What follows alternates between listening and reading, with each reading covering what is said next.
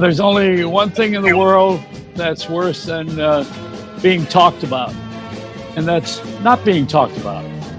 And we are talking about everybody who is available for our hangs, but we are very selective. You know, there was not everybody's going to be on America's Got Talent, and not everybody's going to be on the late news or any of the platforms that we are used to using for our information.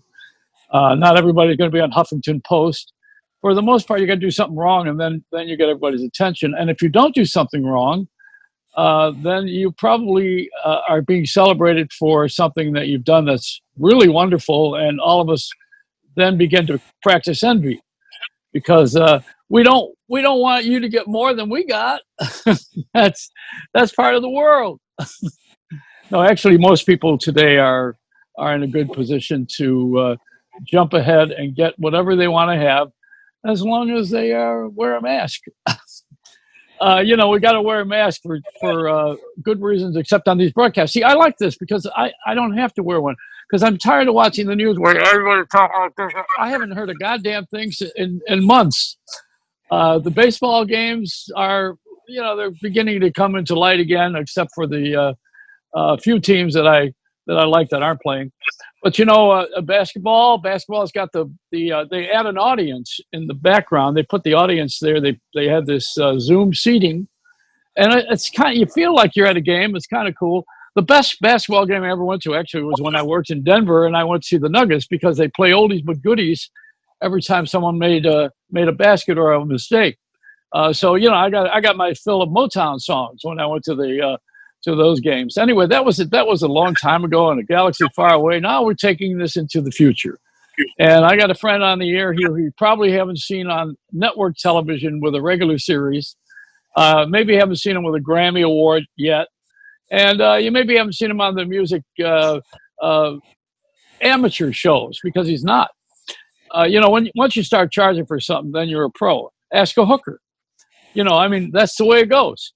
And I want to tell you about this, Matt. Now, Matt, are you with me here? I don't see your picture on my screen yet. I got to kind of lost you. I'm here, Joey. Oh, there you are. Good to see you. You got that big logo behind you. What is that? That's right. Well, that's Matt Von Roderick, and we're talking about Virtual Worldwide Live. The next one's coming up on September 27th. Well, now, what's Von Roderick? I know a Matt Schumann. Is that you changed your name here somewhere? You know what? First, let me ask you this. Who's Joey Pinto? Well, that's my real name, but I had to change it. Otherwise, they wouldn't hire me in any of those other markets where they don't want to have anybody ethnic. Now, if I had kept that name, I would never have been fired, ever, because I would have had Mexican content, although I'm Italian. But, you know, they would have given me a pass. But you had to change your name back then. I understand. Look, I think the fun thing about taking on a stage name is that you get to step into a reality that you're creating for yourself in your adult life. And I think there's an aspect of creating your own reality that every artist deals with. That's what we're doing in a sense for our audience. So yes, that's what Matt Von Roderick is.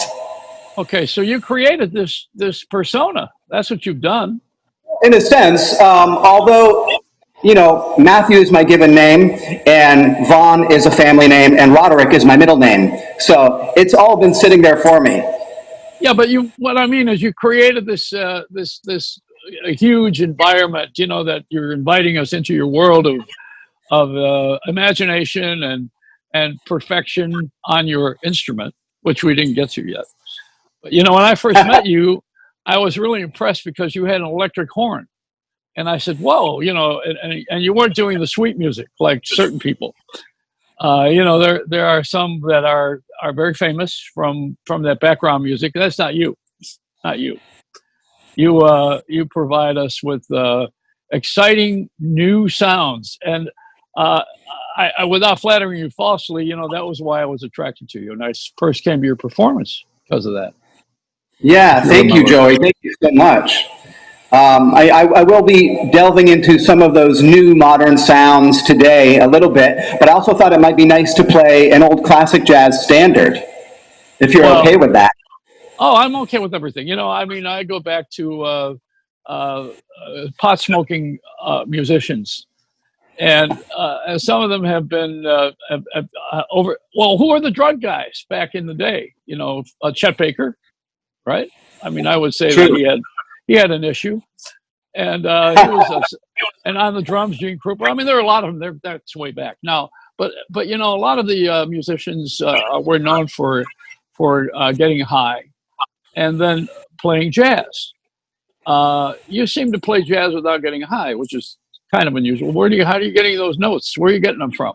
Well, I play jazz, and that gets me high. Ah, boy, good answer. That's how it works.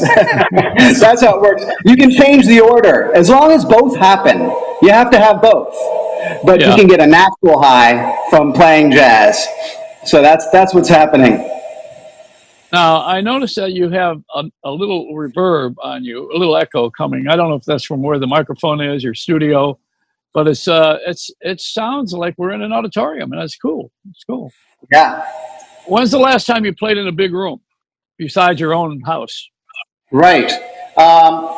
Let me think about that. It's been a little bit, obviously, because of the pandemic.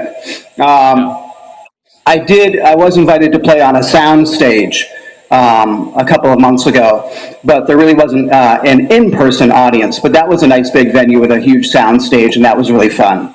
But we took all the precautions during COVID times.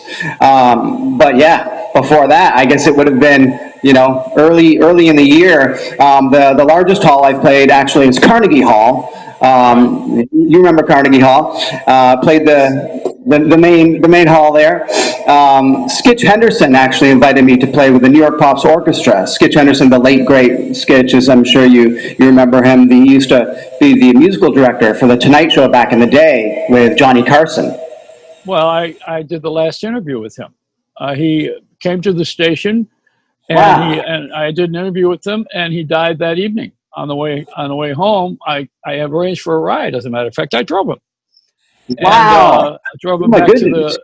Yeah, he commuted to Connecticut. You know, I think it was Connecticut, and he also was a good chef. You know, did you know that? I didn't know that about him. His was cooking. He was a great guy. I mean, really very natural guy. Yes, and he also worked with Steve Allen before Johnny Carson. And then that's when Doc Severinsen came into the picture. He recommended him. He was his trumpet player. Okay, I see. Yeah, I see how that works. It's good to have history, isn't it? Yes, absolutely. Yeah, that's why they take him down.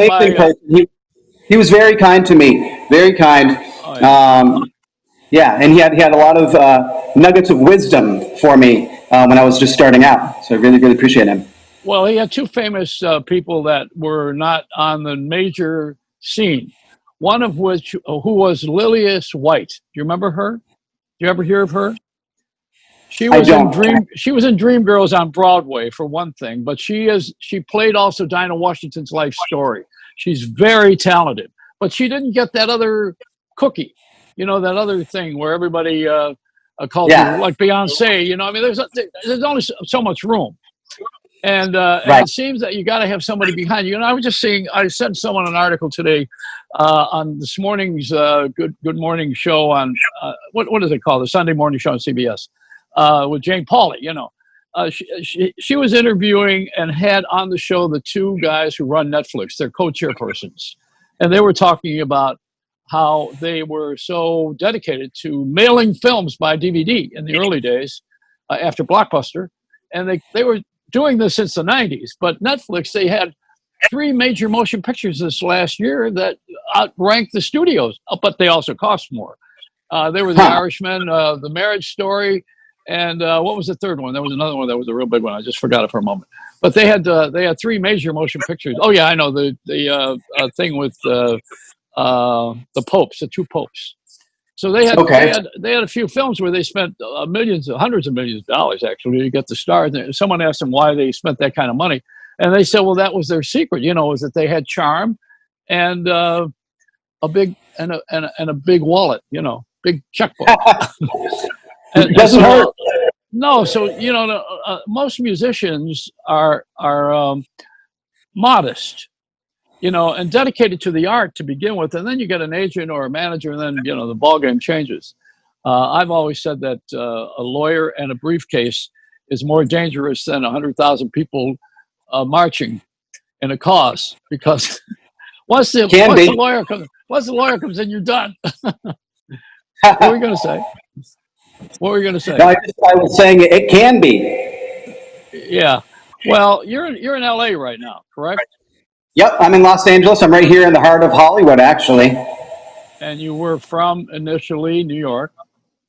Well, I was in New York for 12 years before I moved to Hollywood, yes.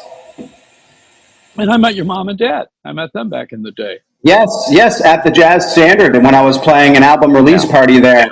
Yeah, that was great. I'm so glad that everybody met. And my mom, unfortunately, has passed away since just a few years ago. So, yeah, rest her soul. And my father is in Vermont with his common law wife, and he's playing his fiddle and having fun. And she's an artist, and they live a good life together. I just spoke with him yesterday. I brought with me to your performance Alex Wynn, who graduated from the Post College, another one that was owned by, I think it was the Rockefeller family. They built that New York college in, where is it? Pleasure, New York? No, it's called, what's that name? Where Pepsi-Cola is, the name of the city? It's, I don't know, is it Pleasant? My mind is gone. What is it? I don't know. Is it Pleasant? Yeah, that's it. Yeah, it's not very pleasant, but yes. It's not pleasant to forget. So, you know, I had him with me to see your artistry. And he is probably, of all the jazz people, of the organized jazz people, he's probably done the most for 26 years old. You know, I mean, he was playing way long ago with I think John Faddis was his teacher at one time. Oh. John. I mean, you guys are. I love jazz because jazz is what I do. I do word jazz. That's what I do. You know, I'm all over the map. Absolutely, you're improvising. You let it come to you in the moment, and there's a basic intent. You know, I think when you're playing in jazz, and as we said before, it's to get high, in a sense, that natural high of lifting things up ultimately. But with jazz, there's a lot of freedom of expression, and that's why I was really attracted to jazz. I think that there's something magical that can occur when you play jazz, when you have that much freedom to play whatever it is you feel in the moment. Did you ever have a rock and roll love? You know, I definitely have listened to all types of music. My dad, as I said, is a classical violinist. My mother was a classical pianist. And, you know, I'm a product of my environment as well. So I've listened to a lot of popular music. I've been influenced by rock and roll, absolutely. Bands like Led Zeppelin and some, you know, pop groups. There was Sting and the Police, and then there's some more modern groups like Radiohead.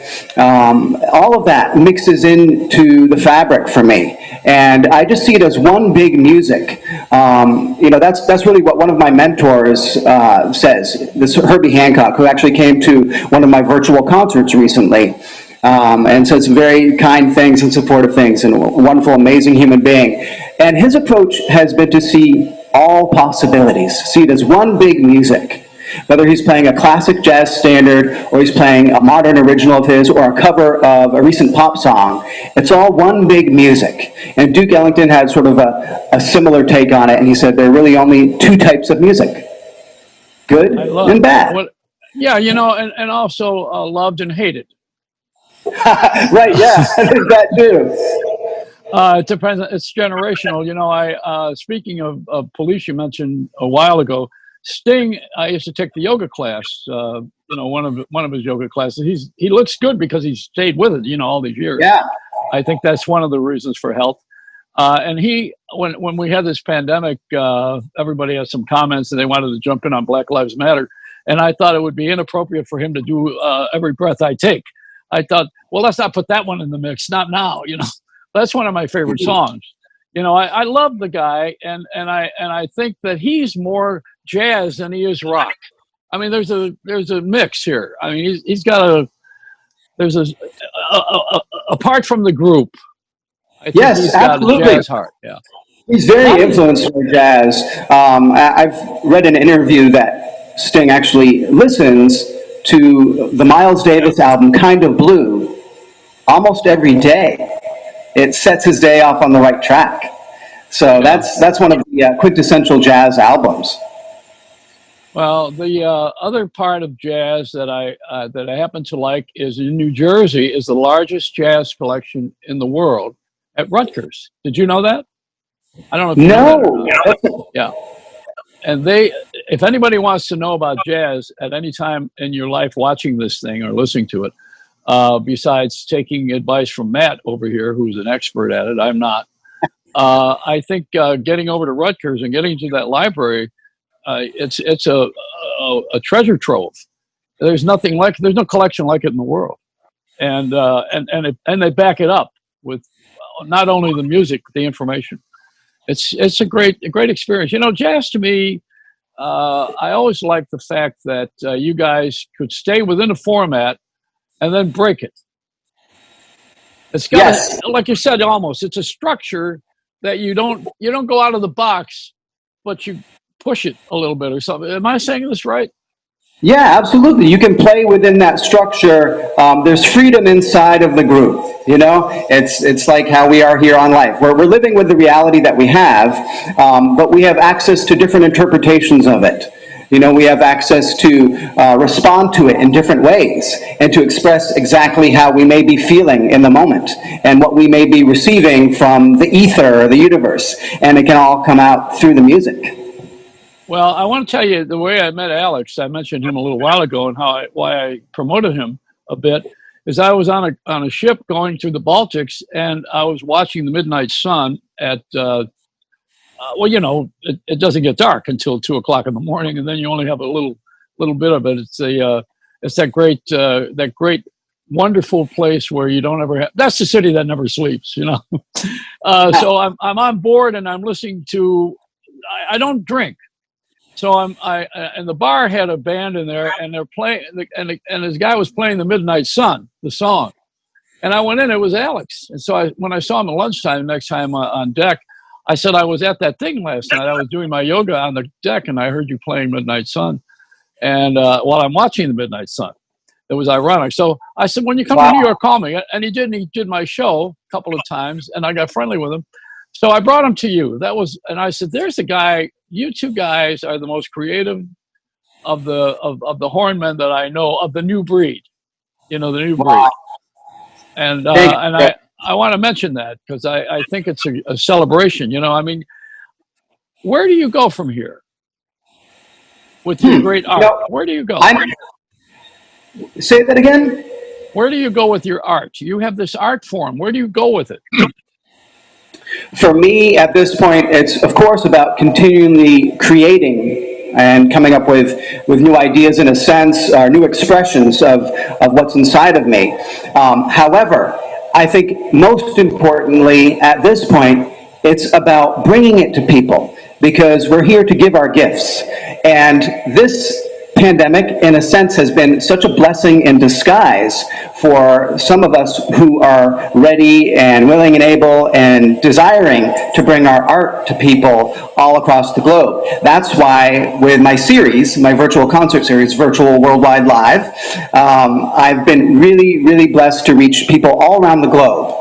I've had, as I mentioned, Herbie Hancock was at a recent show, so it's people in Los Angeles, people all over the United States, of course, but I've also had people tuning in from Japan, and people tuning in from Russia, and people tuning in from Toronto, from Portugal. So this is an amazing thing to have happened where people have started to accept the precedent that we can do concerts in this way. And in some ways, honestly, people are starting to prefer the virtual concerts because you automatically have a front row seat and it's so intimate versus being in the nosebleed seats in the Hollywood Bowl, for example. You know, so you have such a very up close and personal experience with the artist every time when you're doing it virtually, and it takes away a lot of the added expenses. You don't have to drive to the venue. You know, you don't have to find parking and pay for parking and pay for 2-drink minimum and food and all that. You just kick back, you know, in your shorts and your t-shirt on your couch from the comfort of your own home. So there's really something beautiful, and that's where, to answer your question, where I think it's going, I think there's going to be more and more manifestations of how we can reach people in this virtual space. And I accept it completely. I run with it. I think that life is sort of a virtual reality in a sense. It's sort of a dream that we have, and then we project our reality in that way. So the virtual realm is just another manifestation of that. So you have a studio in your home. Well, yes, this is my home studio. What's in there? Let me see it. Well, this is really just, all of my music gear, my amplifiers, my speakers, my microphones. I also, for my virtual Worldwide Live, I'm a DJ, a vocalist, a trumpet player, and I do loops. So I bring everything into the experience for people. You put a lot of people out of work with all those titles. Well, the pandemic almost put me out of work, so, I had to do something. I saw where Spirit Airlines now has so robotical, that real bargain airline that uses single-ply toilet paper. They have, you pay for everything. And they now have a check-in where there's nobody on the line. In person, nobody to talk to. You have to do it online yourself. Then when you get to the airport, you check your own bag and you never see anybody. There's nobody to see. You just go right up to the machine and you show your ID. Everything is all done with robots, and they put so many people out of work. There's nobody working anymore. I wonder why we don't have jobs. What is it? We don't want to work, or in your field, you do want to work. Well, yeah, I think it's interesting. I think there's, convenience for people. Some people like that. They sort of, they get into their own zone and they don't want to deal with people. Me personally, I love people so much. I just love people so much, so that's really important for me, which is why I do my concerts like this with you on Zoom, because some of the streaming platforms, you can't see people's faces, you can't see their body language, you can't mute and unmute them where you can actually speak to them and hear their voices at the end of the concert, for example. So for me, the human interaction is so important. But I understand, this has sort of been a catalyst this time for the AI revolution, which is upon us. This is happening. Yeah, well, I drink my own blood. That's how I survive. All right. We had this guy, I think I may have even talked about it in the air once before, Matthew Katz. He called himself Matthew Cates. He didn't want to be known too Jewish.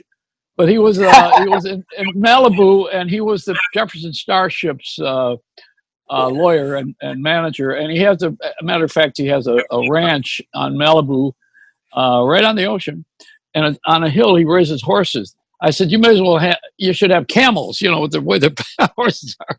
But he drank his own urine, and he said it's the purest liquid going. I said, I'm on my show in L.A., which in L.A. it wasn't thought of as being too shocking.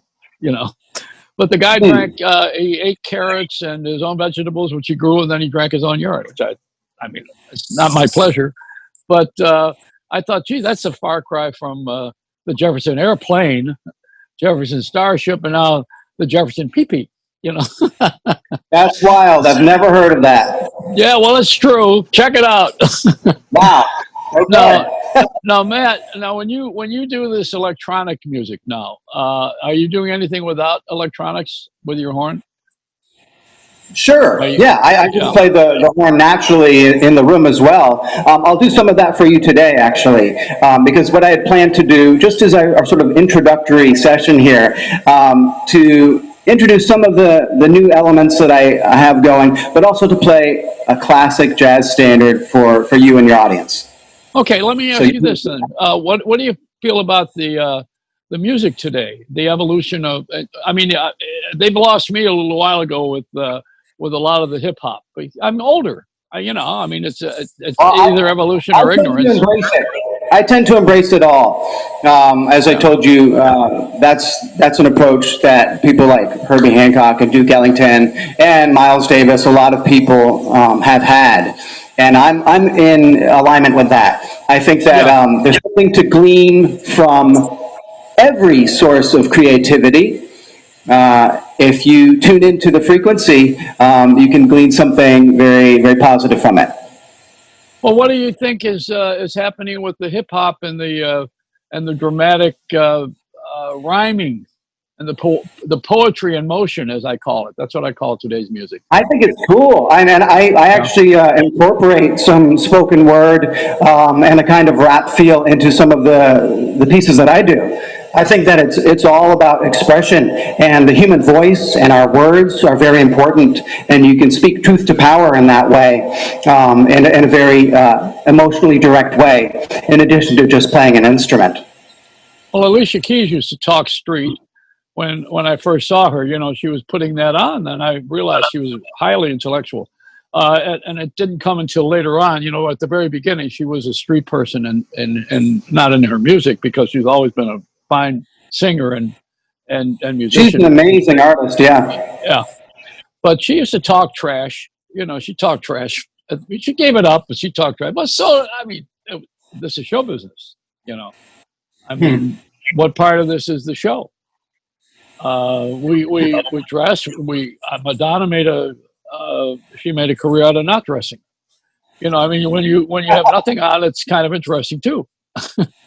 I watched a television special on the Disney Plus channel with Jeff Goldblum, and he has a whole show on sneakers. Would you ever think there's a special? I was so tired of politics. I wanted to watch something else, and he explains there's $15,000 for a pair of sneakers, and they used to be just rubber on your feet to protect your feet, but now, of course, it's an art form, and everybody has some sort of the basketball players want comfort and game. You got to have both, and they also want a distinct look. They have they love their shoes. You make $130 million, you could probably afford those shoes that I'm talking about. They're not Nike, but well, maybe they are. So what do you feel about fashion and style? Where are you with that? Because jazz has got a certain. Yeah, I think it's all connected. I think it's another expression of how you're feeling and what you want to offer and give to your audience. Everything is conjuring a feeling. So, you call it a show or show business. Yes, it is that. But it's really sort of a reality that we are expressing that is inside of us, that we want to show to people. We want to share that beauty with people. And sometimes that manifests through what we wear, through fashion. And I do actually have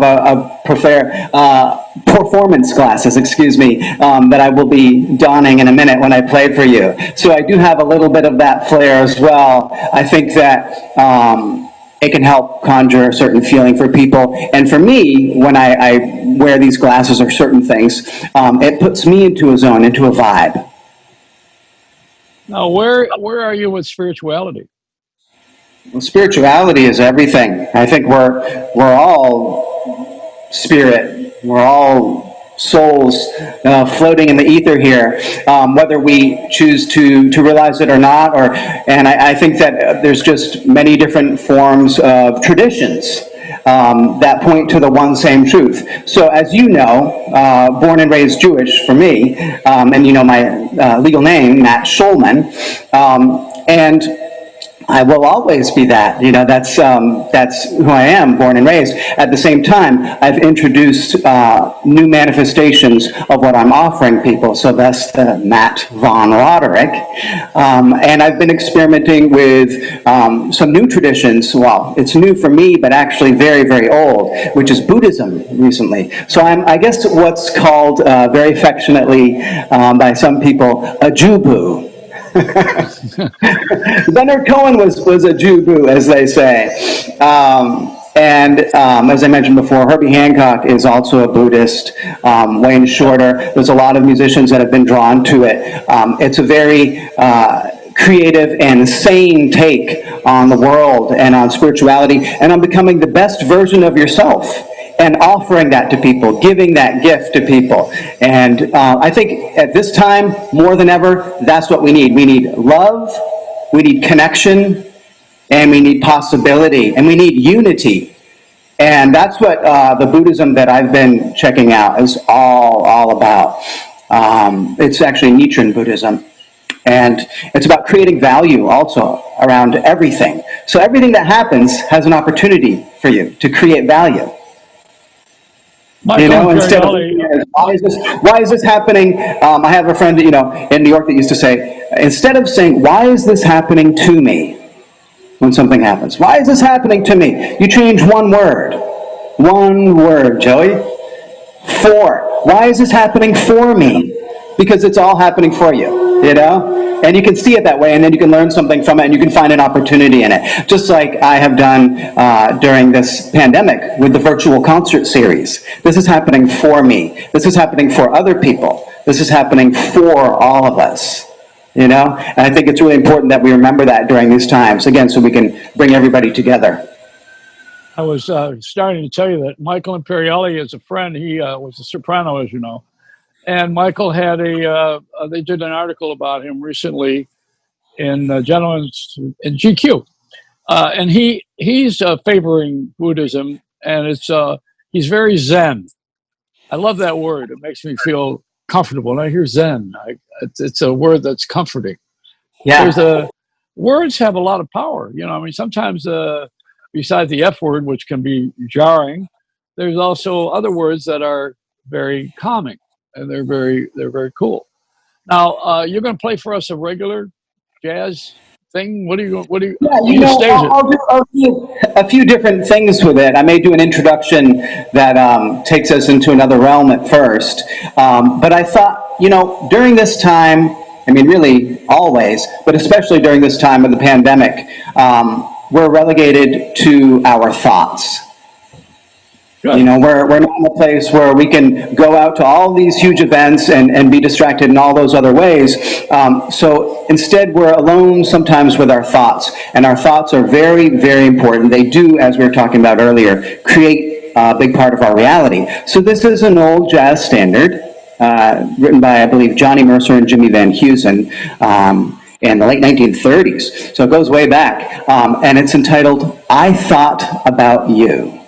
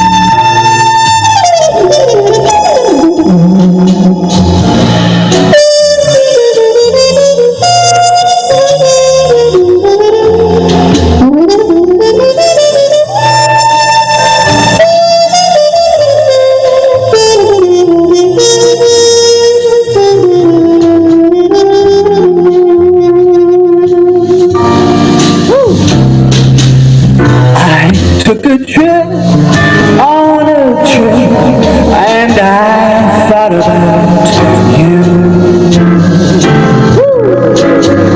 I passed a shadowy lane, and I thought about you. 2 or 3 cars parked under the stars, winding street, moon shining down on some little town, and with each beat that same old dream, and with each star that we made, oh, I thought about you.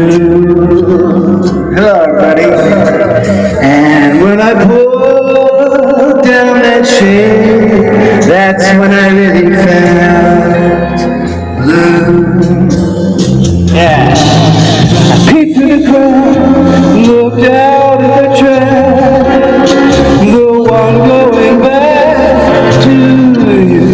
Oh, and what did I do? I thought about you.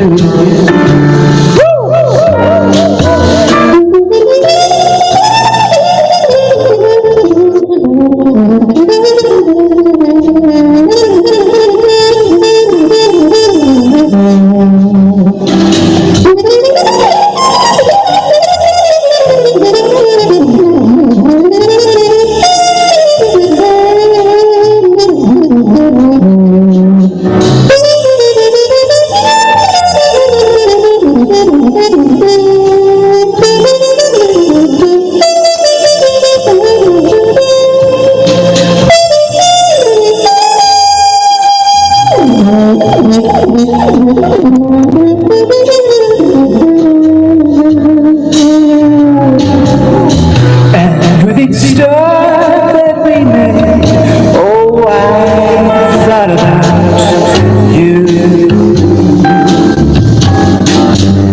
And when I pulled down the shade, that's when I really felt blue. I peeped through the crowd, looked out at the track, the one going back to you. Oh, and what did I do? I thought about you.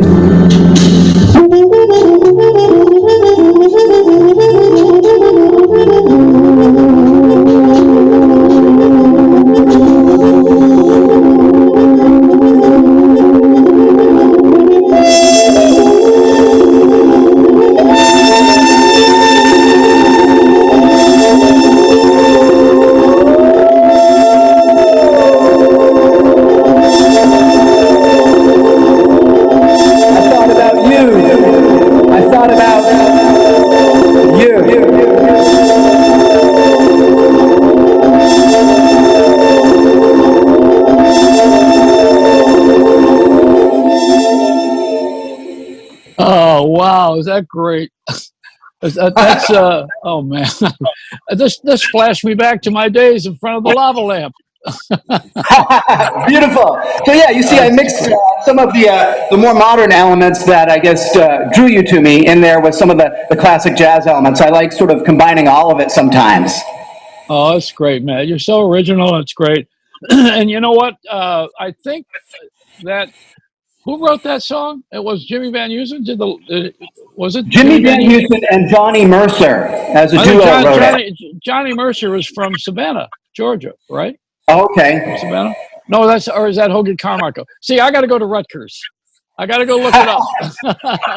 Hoagie Carmichael is amazing. He wrote one of the greatest jazz standards ever, of course, Stardust. I'll play that for you at some point. That's what I played at Carnegie Hall with Skitch Henderson on his suggestion. So, yeah, Hoagie Carmichael, incredible songwriter.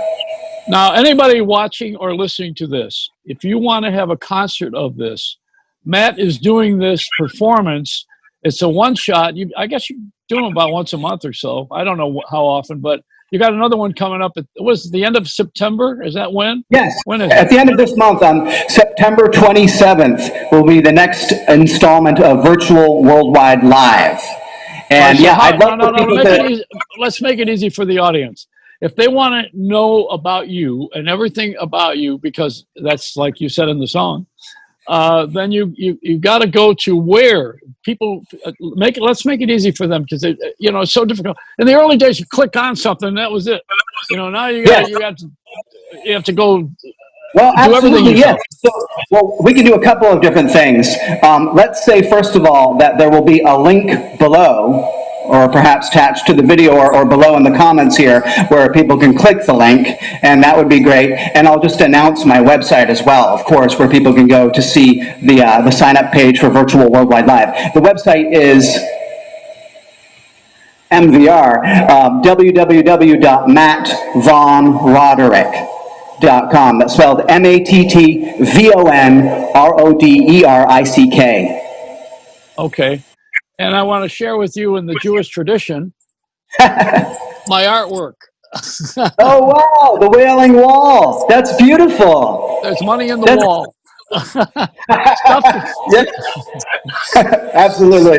But I really loved your family when I met them. I want to mention that again. I know your mom passed, but they were very lovely people, and I took to you right away because of just the whole family situation, and also your enthusiasm and your artwork. It's different, and that's what we have to learn to do, is to celebrate celebrate the difference. Because I have a thing about this political stuff, without making enemies or making a position right now. I believe that we have to do principles over personalities. We've got to look at the principles over the personalities, because each one of us has a fingerprint, and it's an individual. We all have something that's individual at each and every one of us. It's amazing. It's a snowflake syndrome. Not any one snowflake is like the other for some ungodly or godly reason, depending on how you look at it. And I think for my purposes, I like to present something to the audience that they would not ordinarily get. And the reason for that is because we're overdoing whatever we do get.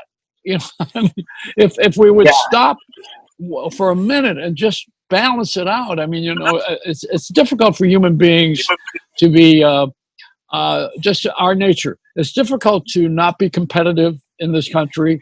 It's difficult to not to overdo. We overdo everything. I don't know why. It's just, I got things in storage I'll never use. 10 years I've been paying, like feeding oats to a dead horse. So, I've got to get rid of everything. I'm in the period of my life where it's of no value to me, so maybe it will be to someone else. But then absolutely. Let some of that stuff go, because that's the law of the vacuum, as they say. If you sort of purge the things that you don't need and they can be value to other people, then you make room in your life for new things to enter. Well, in your performance here, which is excellent, I don't know if I can't tell if a jazz player ever makes a mistake. So I don't know if you guys know each other's mistakes. But I do know that I've seen so many wonderful performers, and I mostly favor the jazz performers because they got the personalities that I relate to, and including my best friend with Les Paul, whom I consider to be an entertainer and an inventor. But he also favored the standard music that you're playing. That's what he's famous for. But I love you, and you're great. You're just great. I have everybody on the show. This is a great show for me. Well, it's been a blast, hanging out with you again, like we used to do back in New York City at your studio there. And I love that, the technology is in such a format that we can continue to do this anytime we want to. And you know that I've always had love for you and just the beautiful human being that you are, and we've connected on that level. So thank you again for, providing the platform and blessing us with your humor and your wisdom and your insight. Oh, thank you, Matt. Thank you. Now, are you gonna play us a little something that we can travel out of here with? You want to give us Well, I another? didn't just plan to play the one song there, but I guess I could do something completely improvised that might give you a little vibe, and then we can sort of dissolve the rest of the show around that. And how about another time, I'll come on and play another full song for you, but we'll just do a little snippet. Wonderful. Oh, what a pleasure. Thank you. How much do I owe you? You're good. I'm putting the glasses back on. And we're going back into the zone here, Joey. Okay? Yeah, I'm ready.